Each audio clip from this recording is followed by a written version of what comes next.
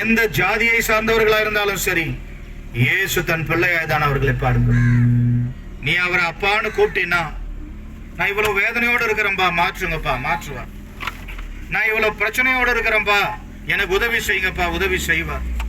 நான் இவ்வளவு கண்ணீரோடு இருக்கிறேன்பா, என் கண்ணீர்ல இருந்து என்னை விடுதலை செய்யுங்கப்பா அப்படின்னா இயேசு விடுதலை செய்வார்.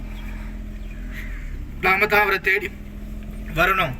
எனக்கு அன்பான சகோதரனே, இன்னைக்கு இந்த இயேசு உங்களை தேடி உங்களுடைய வீட்டு அருக, உங்களுடைய வாசல் அருக அவர் வந்து உங்களை அழைத்திருக்கிறார். மகனே, மகளே, என்னை தேடி வா, நான் உன்னை நேசிக்கிறேன், நீ என்னை நேசிக்கிறாயா? நான் உன் இருதயத்துல, உன் குடும்பத்துல, உன் பிள்ளைகளுக்கு மத்தியில இருக்கணும்னு ஆசைப்படுறேன். நீ ஆசைப்படுறியா? நீ ஆசைப்படு, என்ன கூப்பிடு, நான் உன் குடும்பத்தை நேர்த்தியாய் நடத்துவேன் என்று ஆண்டவர் சொல்றேன். நான் உன்னை என் கூடவே வச்சுக்கணும்னு ஆசைப்படுறேன்ப்பா.